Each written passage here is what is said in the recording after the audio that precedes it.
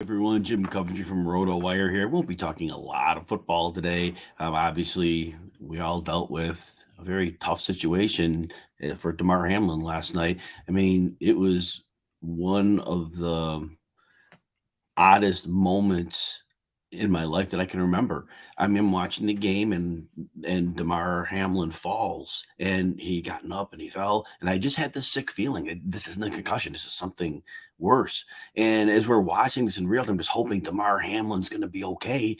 My daughter, right? My daughter's 14. She goes, "Dad, do you think his daughter was at the game?" And I go, "Well, it's a road game. I don't know how many players bring their families to games. I don't know." And at that moment, I just had this feeling. I'm like, my God, I hope his family's there because this is obviously the critical moment that it is. And if his family is at least there, then at least they can be together and have the strength from each other to draw on. And so at that point, though, I was just very nervous at that.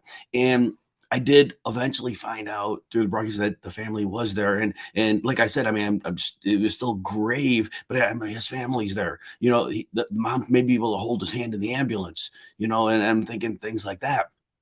So he could get that support and that strength from his loved ones, and I know his teammates are his loved ones too. But obviously, there's nothing like family. And then as the ambulance did take him away, there was like no real report of progress, and they had very little to give us, and obviously we were not priority. But to see this poor man in this situation, it was my heart kept going out. It's like, man, can we just find out some positive news? Because that was all that mattered. It was crazy that this game of football, it really quickly went to humanity. Football meant nothing. It didn't mean a thing. It was humanity. It was Damar Hamlin. It was like, come on, you got to survive this. You got to get up. And then we're watching this. You just see the updates, and then the NFL's like, well, they'll have 5 minutes to get ready for playing, and I'm mind blown. There, 5 minutes to get ready. This isn't a knee injury. This isn't a concussion. Concussions are terrible as it is, but obviously, unfortunately, they deal with those so often, it's become numb to it, right? But 5 minutes to get ready, and then I was just encouraged away from Damar Hamlin, but toward the humanity that Zach Taylor walks across the field to Sean McDermott. And I don't know what they said, but my assumption was that he went over there to talk about, we can't do this, and he would reach out to Sean McDermott, and I believed in my heart that's what he did. And that in that moment of humanity, that's all that mattered. And you could just see the players, the grief on their faces in this moment, that it was nothing like they had ever seen before. So we're just reading those. And then Troy Aikman, they go to Troy, and he made the comment that nobody really seen, because he probably had the bird's eye view, and he was like, I saw them pounding on his chest, and to hear that wording, it just made it even more real. It's like, to realize that from piecing it together, that his heart stopped, and therefore the medical personnel, God bless them, bring this young man back to life. I mean, really, that's what it sounds like happened. And so we're just waiting for good news. And then, at some point we're like, I got to try to go to sleep here, and didn't sleep well. I mean, just could not stop my mind from this concern. And so, I'm waking up, and I'm going and checking the news to see if there's any update on Damar Hamlin. And there's no news, but that's okay, because no news is a good news, because he's still fighting, and that's what I cared about. Know that he and his family were fighting this thing, right? And so, wake up in the morning, from really fall asleep, probably not. But then, you get up and now you go about and just check, is tomorrow okay? And well, you see other reports and encouraging that he had a GoFundMe page for a couple people, just trying to raise $2,500 for them. He was at 3 million. So Damar Hamlin, even when the poor guy is down out, he is like doing good. I mean, he's like helping people, and the man that speaks to who he is, right? I don't know much about him, but it's just like he obviously is a good man that people are just reaching out, and I just felt great. And H Dempsey, yeah, right, we do feel like we're in enablers watching the violence. I know. It's I know it's a moral question. It's a deep moral question, H Dempsey. That's on Instagram for those who can't see it. Yeah, and I know, and this is one of those moments I think people are thinking about this, you know? It's, you know, the players will tell you most injuries are used to. Nobody wants concussions, but they're happening. And we know people of CTE. It's real, but it gets brushed under the rug. So Age Dembski, you're right. I mean, are we enabling? Because our fueling the system puts money in the system one way or the other, and that allows the giant that is the NFL to keep growing. I know. Eh, There's no good answer to that. It's a great point. It's something we should be thinking about, right?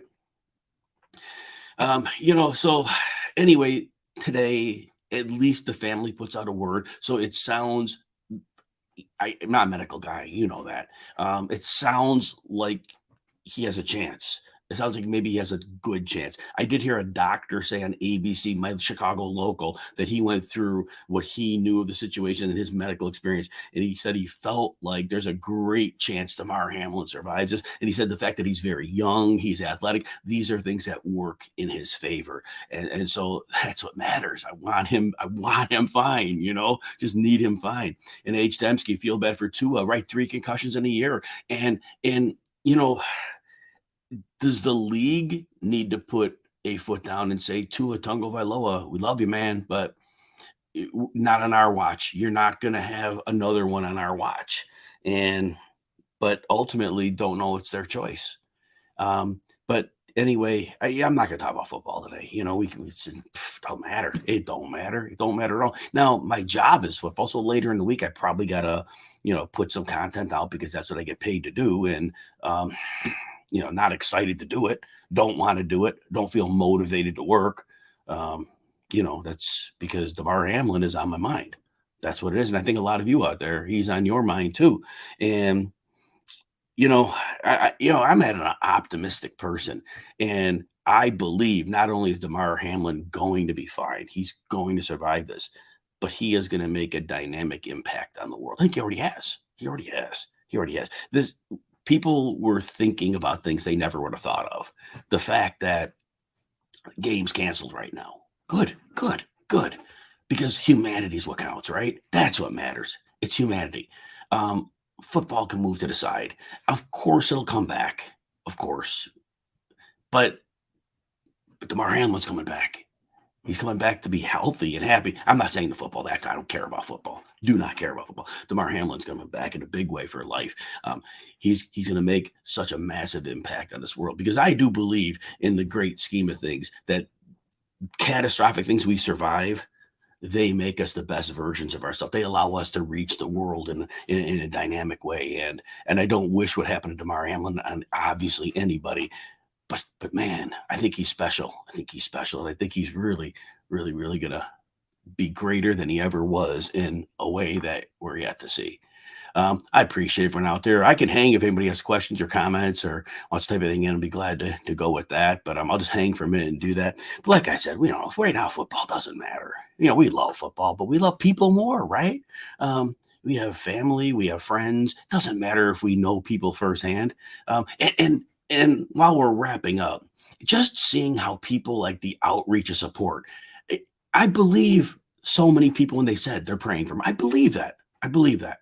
I know a lot of people just say that. I don't think in this. I think some people certainly are saying that because they know it's the thing you have to say. But I think that wasn't the case for a lot. I think a lot of people really their heart went out to Damar Hamlin. I really believe that, and I really feel there are moments in life that can bring humanity together in ways that would never have done that before.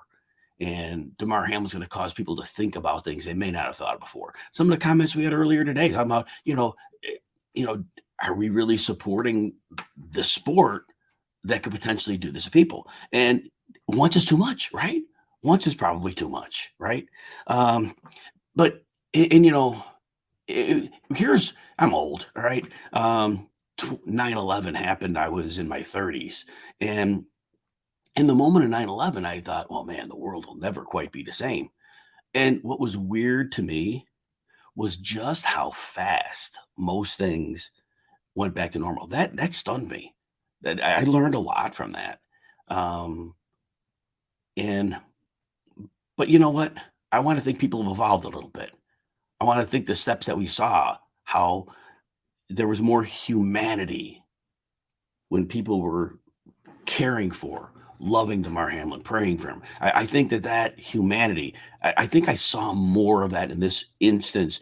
I was younger then, and now it was just a really focus on one thing. Whereas 9/11, the love went out in a lot of different ways. Went over the people who lost. It went out, there was anger toward the people that did this. There was the love to the first responders. There were just it was so big. It was just so big in scope. You couldn't like take it all in.